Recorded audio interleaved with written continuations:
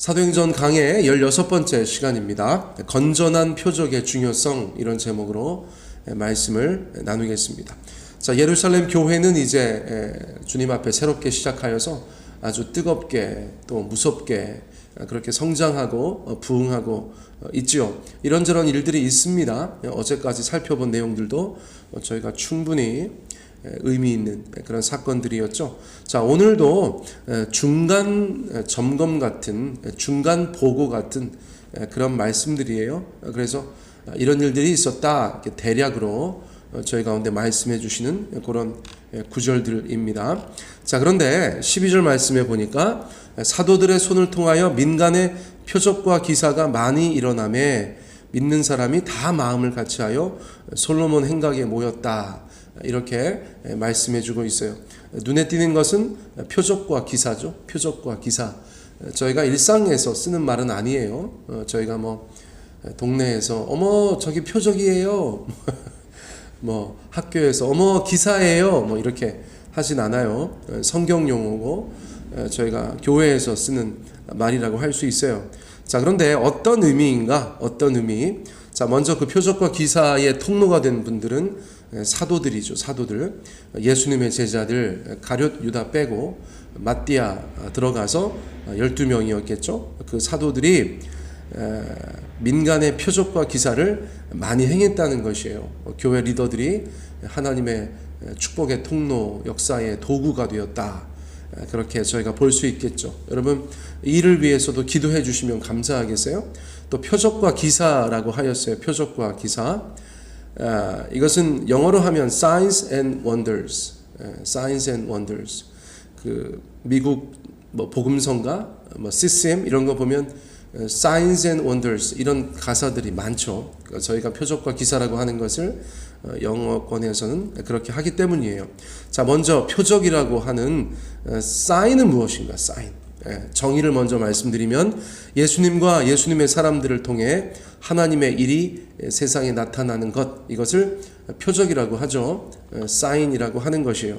그러니까 요한복음이나 마가복음이나 표적과 기사라는 단어가 이렇게 패키지로 같이 다니는 경우들을 저희가 볼 수 있어요. 그렇죠?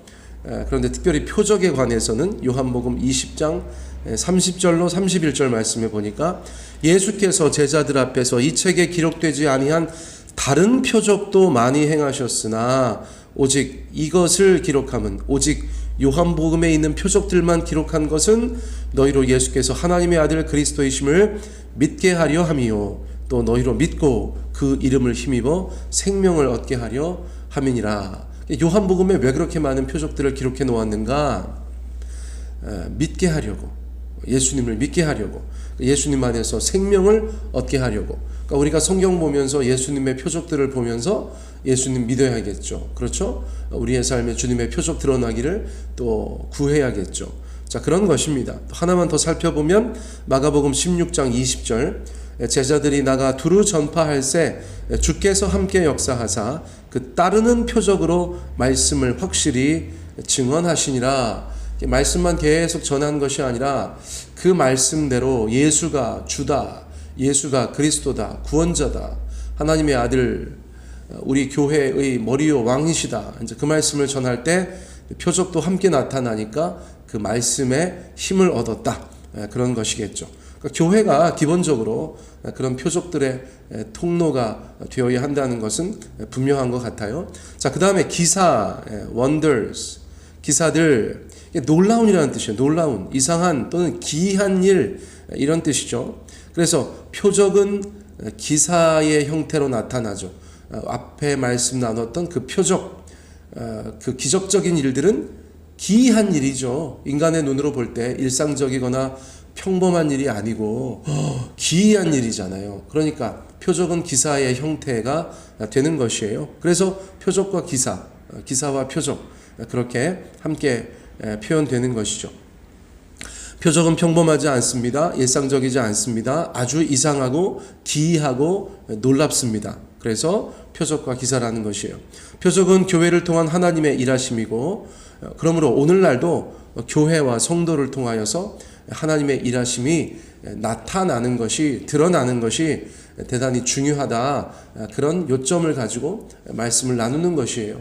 사도들의 현장에서 삶과 사역의 현장에서 표적과 기사가 나타나니까 사람들은 당연히 와, 하나님은 살아계시구나, 예수님은 정말 구주가 되시는구나, 교회에는 뭐가 있구나, 그렇게 생각한다는 것이죠. 그러니까 남녀의 수많은 무리가 계속해서 복음에 반응하고 교회로 들어오고 교회가 성장하고 부흥하고 또다시 그것이 계속해서 순환되는 그런 모습들을 저희가 볼 수 있다는 것이에요. 자, 오늘날도 당연히 성경에 나타나는 표적과 기사들이 있죠. 얼마든지 있습니다만, 그러나 보다 더 현대적인 의미에서 저희가 때로는 더 바라는 것들이 있어요. 그렇죠? 어떤 것들이 있을까요? 우리가 주님 앞에 바랄 수 있는 현대판 건전한 기적들, 표적과 기사들은 어떤 것들이 있을까요? 병이 낫는 것은 당연히 포함되는 것이고, 귀신이 쫓겨나는 것들도 마찬가지고, 또 그 외에도 예수를 믿고 구원받는 사람이 교회 안에 있는 것, 또 성령의 열매와 은사가 나타나는 것, 어떤 사람이 전인적으로 회복되는 것, 그의 영과 혼과 육이 온전히 회복되는 것, 또 신자가 성장하고 영적으로 성숙하는 것, 또 모든 형태의 관계의 회복도 하나님의 역사하고 표적과 기사라고 할 수도 있겠죠. 또 모든 형태의 문제에 대한 신자로서의 극복 의지, 또 돌파의 의지, 이러한 것들도 하나님의 일하심이라고 볼 수 있어요. 또 새로운 헌신으로의 나아감, 전혀 헌신의 의지가 없던 사람들이 하나님이 역사하셔서 하나님의 나라를 위해서 또 교회를 위해서 열심히 살아가는 모습들도 하나님의 일하심이라고 볼 수 있죠. 또 아무 소망이 없다고 느꼈던 사람이 새로운 소망을 발견하는 것, 또 그런 가능성을 발견하는 것, 이런 것들도 주님의 도우심이다라고 할 수 있어요. 그 외에도 그렇죠? 우리가 하나님 앞에 기도하는 많은 기도의 제목들이 사실은 표적과 기사를 기대하는 기도의 제목들이죠. 오늘도 저희가 주님 앞에 나와서 기도할 때에 우리가 주님 앞에 기도하는 그 일들이 하나님 앞에 응답된다면 그것은 하나의 작은 표적이고 작은 기사다라고 말할 수 있지 않겠습니까? 그러므로 오늘 저희가 주님 앞에 기도하며 나아갈 때 우리는 주여 오늘 우리 가운데 표적과 기사를 보여주십시오 라고 기도하는 것과 전혀 다르지 않다는 것이에요. 자, 그렇게 사도들의 손을 통하여서 표적과 기사가 나타날 때 어떤 일들이 있었다고요? 믿는 사람이 다 마음을 같이하여 솔로몬 행각에 모였다는 것이에요. 유대교의 심장인 그 성전 한편에 솔로몬 행각에 집회하기가 아주 좋았다는 것이죠. 거기에 모여서 열심으로 함께 교제하고 예배하고 말씀 나누고 또 식사도 하고 그런 일들이 있었다는 것이에요. 자, 공간의 문제에 있어서 초대 교회도 무척이나 유연하게 행동했다는 것을 저희가 알 수 있어요. 자, 오늘 저희가 계속해서 주님 앞에 기도할 때 그런 것들을 생각하면서 또 기도하면 좋겠다, 그런 생각이 듭니다. 아무튼 12절 말씀을 넘어서 이제 13절 말씀으로 가보겠어요. 그 나머지는 감히 그들과 상종하는 사람이 없으나 백성이 칭송하더라, 이런 말씀도 있네요. 그 나머지는, 예를 들어서 예루살렘 교회가 지금 여러 가지 모습을 보여주고 있는데 그 중에는 아나니아와 삽비라 사건처럼 아주 두렵고 경종을 울리는 그런 사건도 있고 또 표적과 기사가 막 나타나는 그런 면도 있고, 그러니까 믿는 사람들이 늘어나는데 그 다른 사람들은 믿지는 않지만 또 성도들과 상종하지는 않지만 교회를 칭송하였다는 것이에요. 너무나 충격적이어서 또는 너무나 놀라워서, 그러나 모든 사람들이 다 신앙을 갖는 것은 아니고 또 유대교에 속해 있으니까 그리스도인들과 교제하는 것이 불편하긴 했으나 굉장히 복잡하죠. 그렇죠? 그럼에도 불구하고 하나님에 대한 경외감이 교회 공동체에 대한 경외감으로 그렇게 형성되어 있었다는 것이죠. 야, 나는 안 가지만 뭔가 있는 것 같다. 나는 안 믿지만 무척 대단한 것 같다. 이런 정서가 당시 예루살렘 교회를 중심으로 형성되어져 있다는 것을 저희가 볼 수가 있겠어요. 자, 또한 사도들을 통한 표적과 기사는 불신자들에게 또 다른 경계의 요소가 되었을 수 있다는 것이죠. 너무 특별하고 너무 이상하기도 하고 너무 놀랍기도 한 그런 것들, 그렇죠? 자, 그런데 하나님에 대한 두려움과 교회에 대한 그 신비감이 예수님을 믿지 않는 자들에게는 때로는 긍정적으로 작용할 때도 있고 때로는 부담스럽게 작용할 때도 있다는 것이죠. 저희가 그런 것들은 좀 알 필요가 있을 것 같아요. 그래서 그럼에도 불구하고 어떤 사람이든지 간에 교회를 비난하거나 달리 반응한 것이 아니라 칭송하고 칭찬했다, 이런 것은 아주 의미 있는 그런 리포트가 되겠어요. 자, 14절요. 믿고 주께로 나아오는 자가 더 많으니 남녀의 큰 무리더라. 자, 그러나 어쨌거나 믿고 주께로 나아오는 자가 더 많았다는 것이에요. 하나님의 일하심의 결과는 사도행전에서 일종의 패턴처럼 반복해서 기술되고 있어요. 하나님이 일하시는 교회는 온전한 의미에서 어떤 형태든지 부흥하고 성장하게 되어져 있다. 그것이 물리적인 것이 뿐만 아니라, 그렇죠? 영적으로 개개인이 한 사람 한 사람이 하나님 앞에서 새롭게 되어지는 역사, 또 영적으로 성장하는 역사, 개인의 심령이 부흥하는 역사, 또 그것이 공동체로 또 공동체 밖으로 그렇게 나아가는 일들을 저희가 교회사에서는 늘 확인하게 된다는 것이에요. 자, 그러므로 우리가 주님 앞에 이런 질문을 한번 할 필요가 있을 것 같아요. 당신의 삶에, 당신의 교회에 하나님께서 살아 일하고 계시다는 증거가 있습니까? 자, 이러한 질문에 대한 우리의 정직한 답변, 그것을 해볼 필요가 있겠죠. 그렇죠? 우리 각자의 삶에, 또 우리 가정과 교회 공동체 안에 하나님이 일하고 계시다는 증거가 있는가? 이것은 때에 따라서 그 답변의 강도는 달라질 수 있을지언정 하나님의 교회에 당연히 하나님께서 함께 하신다는 증거는 있어야 된다는 것이죠.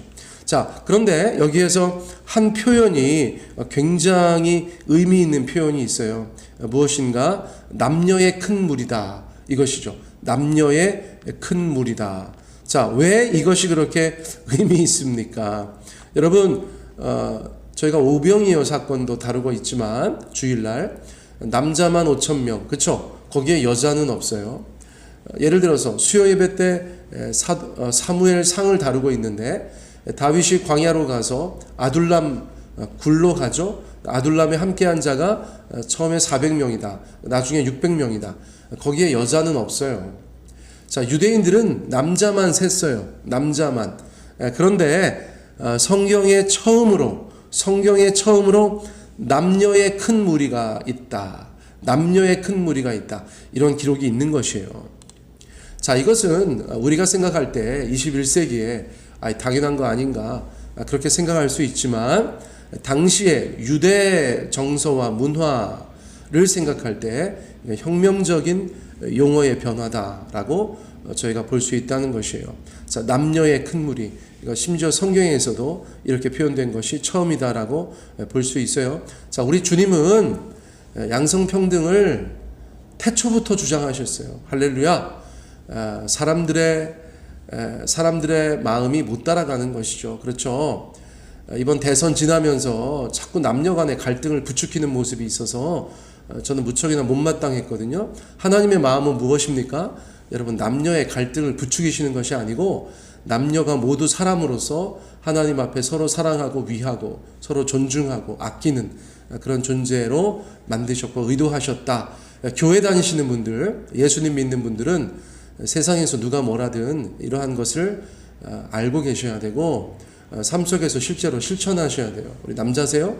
여성분들을 존중하시고 사랑하시고, 여성 동지세요? 남자분들을 존중하시고 또 인정하시는 그런 양성평등, 그것이 우리의 마음속에 일상화되어 있어야 된다는 것이죠. 자, 15절로 넘어갑니다. 15절. 심지어 병든 사람을 메고 거리에 나가 침대와 요 위에 누이고 베드로가 지날 때에 혹 그의 그림자라도 누구에게 덮일까 바라고 예루살렘 부근에 수많은 사람들도 모여 병든 사람과 더러운 귀신에게 괴로움 받는 사람을 데리고 와서 다 나음을 얻으니라. 이런 말씀이 있어요. 자, 심지어 베드로의 그림자만 닿아도 좋겠다. 그래도 병이 낫지 않을까?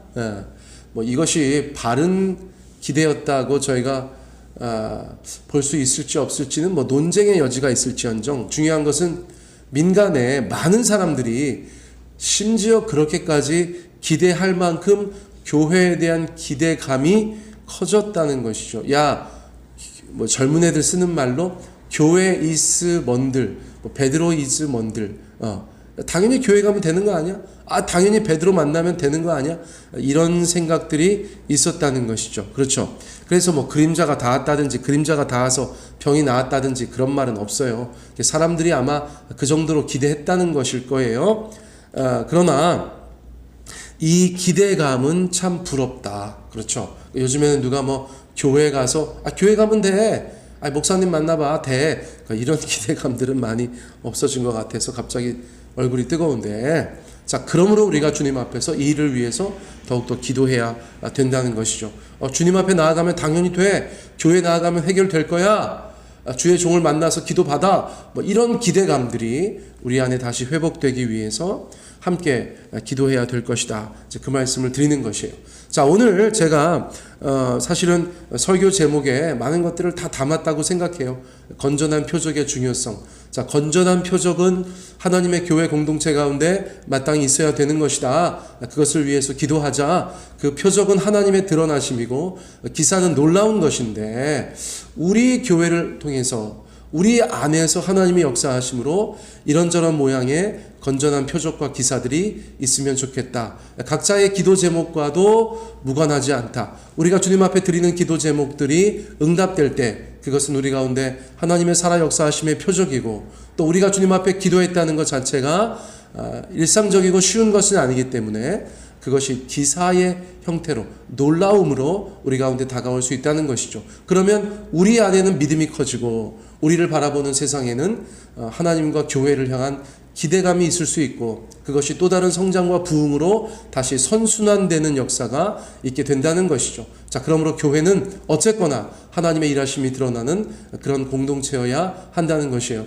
여러분, 한 사람 한 사람, 한 분 한 분이 주님 앞에 주님을 경험하고 주님을 간증하며 세상 가운데서 하나님의 작은 교회로, 공동체로 그렇게 살아가시기를 예수님의 이름으로 축복합니다.